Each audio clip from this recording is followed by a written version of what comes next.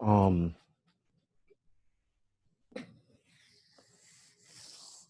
I was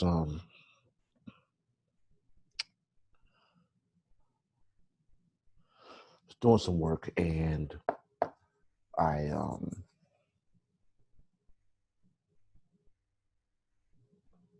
watching the news, as everyone knows. Um, I watch the news a lot, like not just CNN, but PBS. Um, listen to NPR, um, and um, I wanted to just observe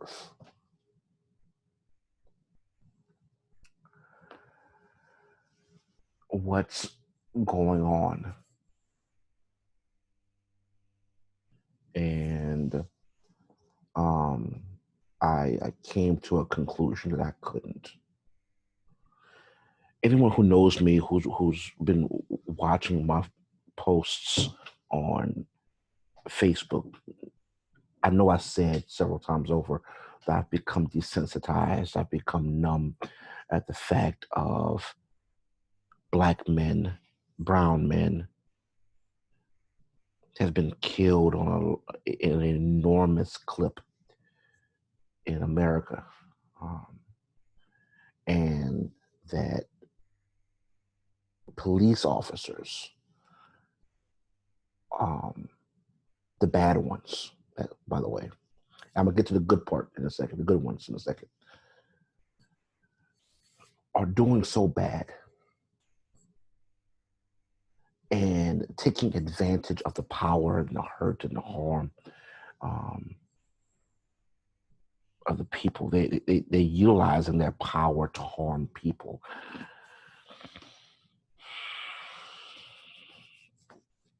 I will grant to you there are a lot of good cops out there.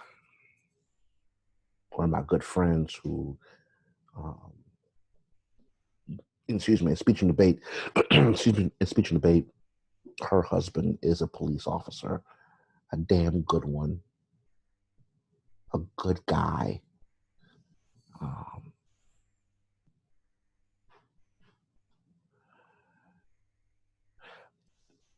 Chris Rock said this, and it's so prevalent and it's so important that all those good cops that people bring up all the time, and that not all cops are bad. Seemingly, they're never around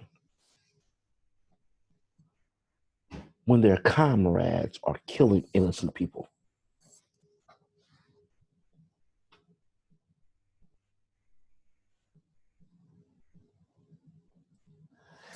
That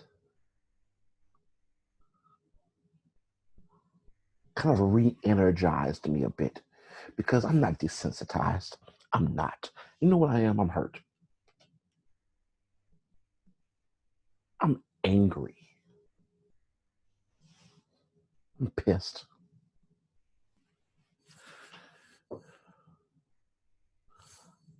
I'm actually fucking scared. you know, I'm not for me, right? Not for me. I know hopefully 50, 60 years from now, right? God calls me home, have a full life, and I enjoy my life with my family and so on and so forth. I swear I do. But I'm not scared for me. I have 4 sons, 4 black boys.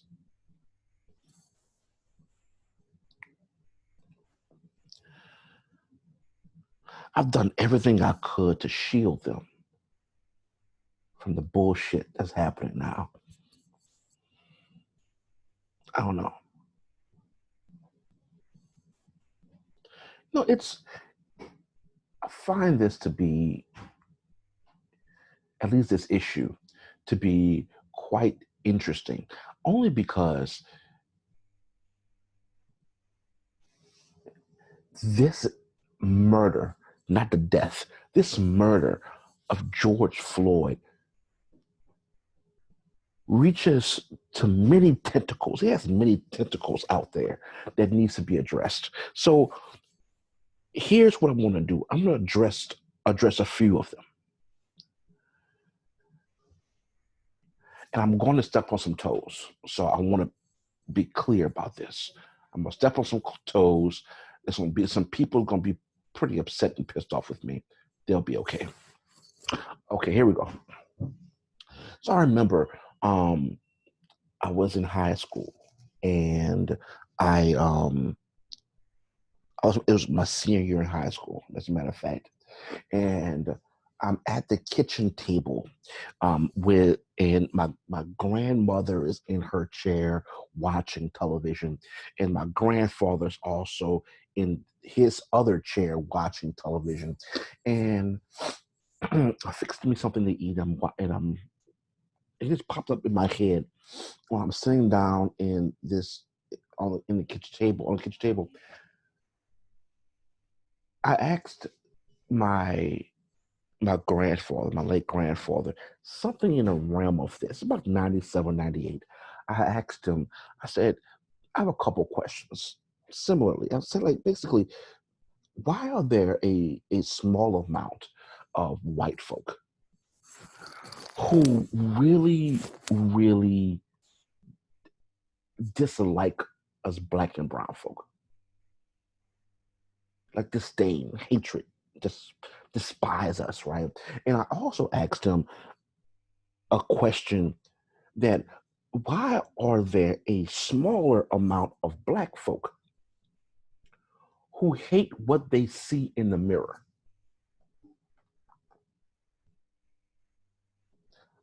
Follow me here.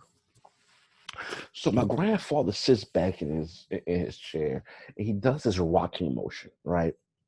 And he has a smirk on his face because he's about to tell me something profound, but it's going to take me a while to process it, right? So he tells me, said one, he said the reason why there are some white folk who don't like black and brown folk is because the previous generations never informed the following generation that hatred of someone's skin color is wrong. And because they didn't, it just continued. And the reason why there are some black folk who don't like what they see in the mirror is because they were never taught to understand the power they have of being black. And he goes back and just starts rocking and watching TV. And he's watching some show. I think it was boxing. He loves boxing, baseball, and wrestling. That's my grandfather to the core. He's watching I forgot what it was. Either it was like Muhammad Ali, or was it Liston, or something. It was something. But he was watching it, and he literally just stopped in his tracks to educate me. And it didn't click until when I walked in the back of the house and it clicked. And I stored it in my memory banks, right? And I'm using it today because it's so relevant. Let me work backwards for a second. The reason why I asked my grandfather about black folk not liking what they see, because there are some black folk who really don't, and who try to pander to certain people who don't give two shits about them. Let me give you an example. That person's name is Candace Owens. All right, I'm about to step on some toes.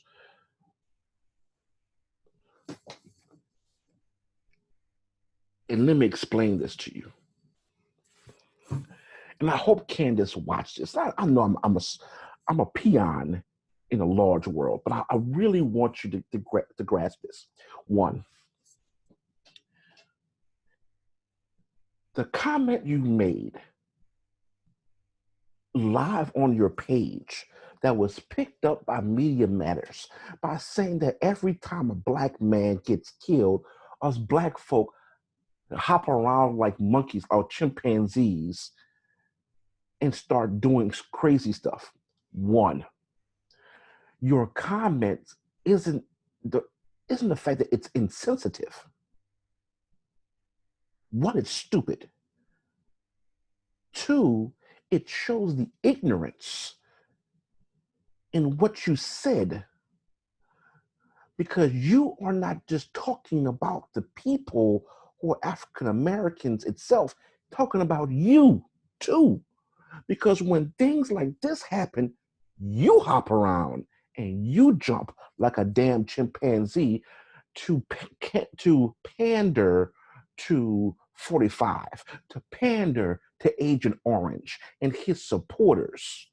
That's what you do. Because if you were the same Candace Owens about 8 years ago that was gun-ho for the Democratic Party, you wouldn't get this much notoriety. So you have to say stupid things and be a part of a certain subset of Republicans who kisses the ass of the current president to get notoriety. You do this not because you want to truly just get notoriety.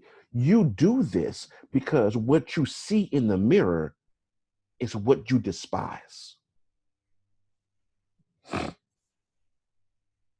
And this message goes to every single black person out there who does the exact same thing that Candace Owens does. You do these things and you say some of these stupid, insensitive, incendiary things because when you look in the mirror, you despise what you see.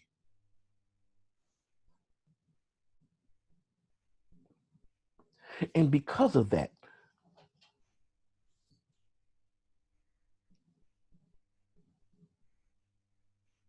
I'll pray for you. While I'm sorry you feel this way, I'm going to pray for you. Because no one, black, white, Hispanic, Asian, green, yellow, orange, purple, doesn't matter, should look in themselves in the mirror and despise what they see. God, if you believe in God, made you to be unique and beautiful and fantastic just the way you are. But many times when you say some things, you despise what you see in the mirror, and you send this out into the world hoping for a few more clicks, hoping for a few more likes, so you can feel good about yourself, if only for one day. While I'll pray for you, Candace, and for every other individual that way, I feel sorry for you. Now, on the reverse end of that, my grandfather, Harris Babineau, his words rings clear now as it did in 97, 98, and so on and so forth. Generations past has perpetuated the harm that we have now. Let me give you an example of what I mean. It's the fact that when slavery ended, it never truly, honestly, closed the door that America had open for years, for centuries. Because after slavery, certain white folk, specifically in the South and sometimes in the East and Northeast, white folk put barriers and roadblocks in front of black folk to hold them down, to continue the concept of slavery, but this time mental slavery. I'm going a little deep, bear with me. The fact is that those same black folk and white folk they continue to perpetuate their hate, disdain, hurt, and pain upon the next generation. And then that generation internalizes it. And then they focus that anger, hatred, harm, pain upon the other race, black upon white and white upon black. This is why we continue to have racism to this day, because previous generations didn't close the door properly.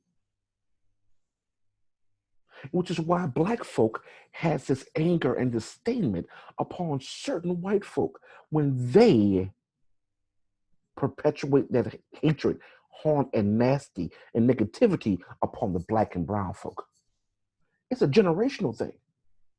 This is why we have what we have now. This is why we have this disdainment, this hatred right now. Next concept. Too many people in America don't read books or understand history.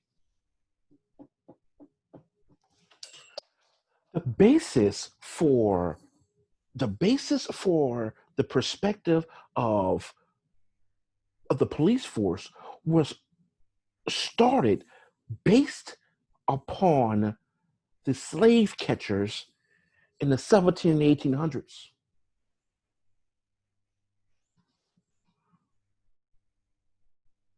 And then when that ended, when slavery ended, only thing that changed was the name on the badge.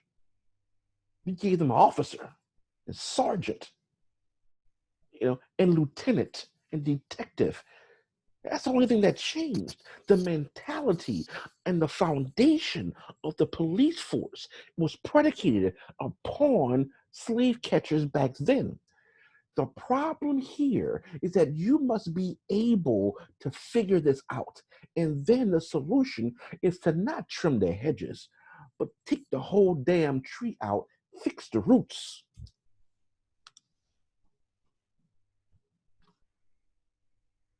That's what's needed. That's not difficult to understand. It's not hard to grasp.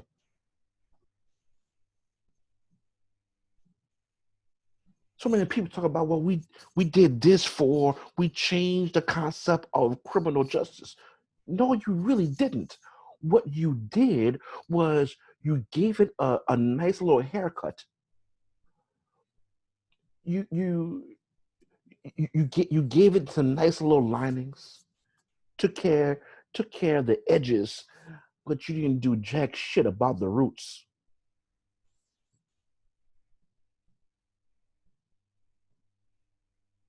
That's what you didn't do.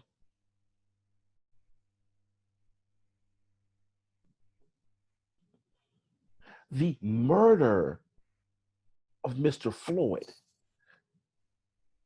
only thing it did is bring it more to light. All it did was bring it more to light.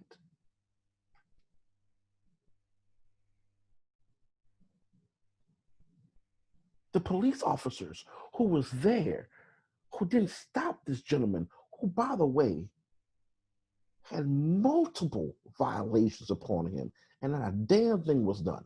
But that's secondary. Those same police officers that was there didn't do crap. Part of the problem.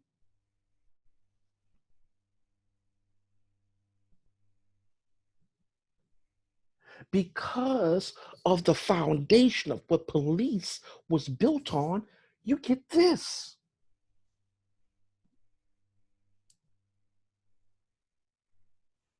And I understand there's going to be certain people who don't understand what black and brown people go through. And what they do is just push away to the side this by saying it's a one-off or it's a situation that should have been taken care of, so on and so forth. No, no, stop that. You need to understand the plight of the black and brown folk. It's not just us to tell you, it's upon you to hear it, to absorb it, to try to understand it. Help find solutions to the problem that Black and brown people are having.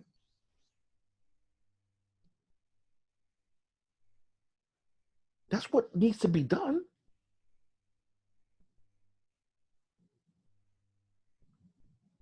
And what doesn't help is the fact that certain people, I'm sorry, what doesn't help is a certain person, i.e., the president, Agent Orange, aka 45, says some of the most incendiary things on God's green earth. The man tweeted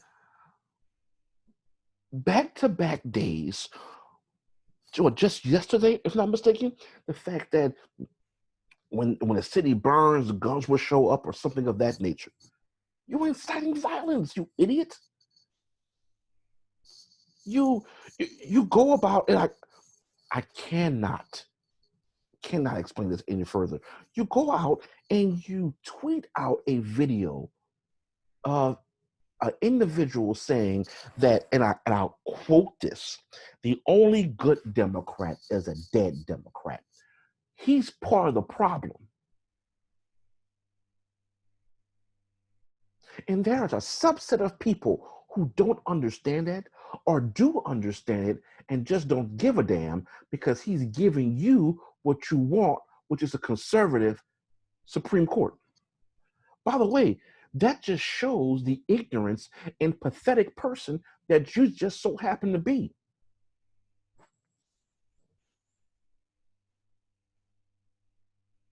This murder of Mr. Floyd, this murder happens regularly. Racism and discrimination has always existed.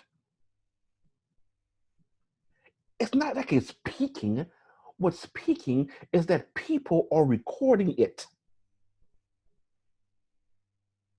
What's peaking is that individuals have phones with cameras on them who's able to record this stuff and put it out upon the internet atmosphere so you and I can see this and comment on it. Just earlier today, someone gave word or gave authority to police officers to arrest a Black journalist in Minneapolis, while literally around the corner, I'm not joking, around the corner, a white journalist from CNN, the same company they're working at, he didn't get arrested. I wonder who in the world gave them the okay to arrest him, but not the white guy.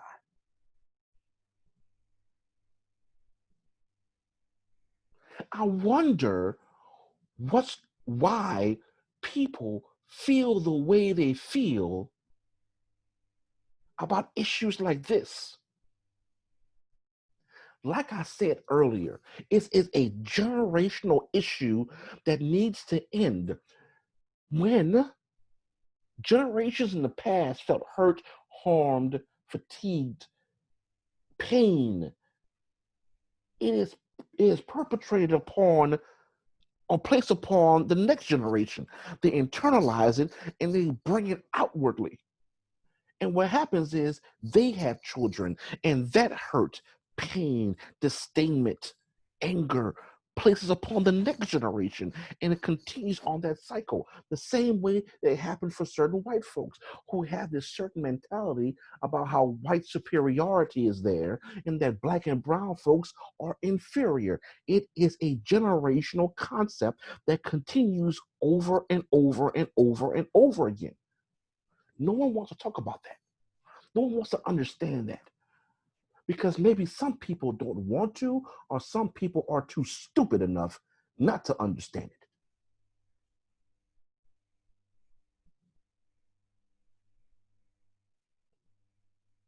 I don't fear for my life. I fear for my children. The moment that certain white folk Just a small amount of, just a small percentage of white folk that understands that will understand my pain and my fear. And then they will be able to understand the generational harm and pain that has occurred lately.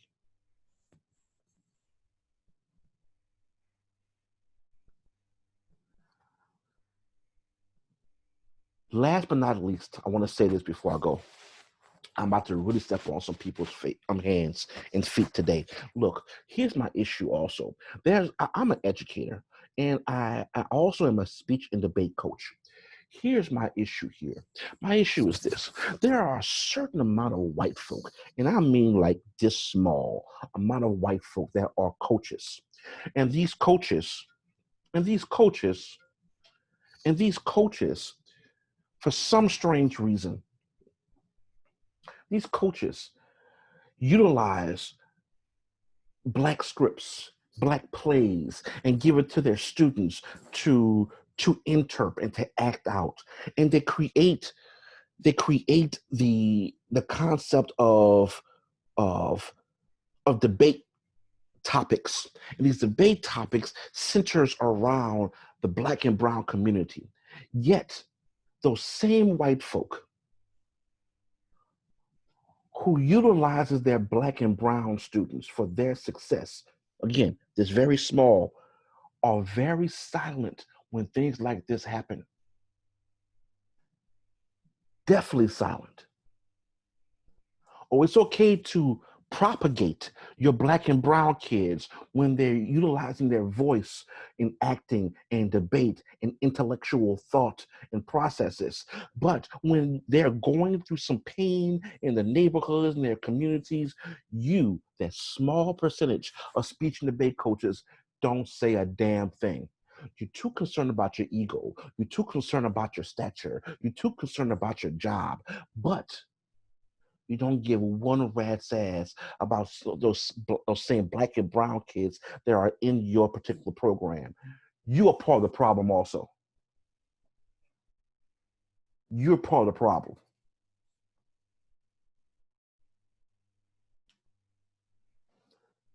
The way to change this is to understand the plight of black and brown folk. Understand the pain, anger, frustration we go through on a regular basis, and then work together to solve them at the roots. Don't put makeup on it. Don't try to give it a trim. Take care of it at the root. If we don't, more black people are going to die because of this.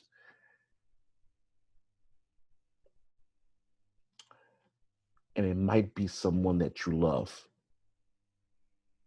your child, your niece, your nephew.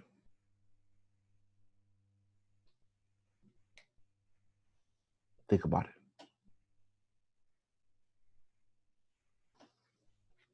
Peace and love, peeps.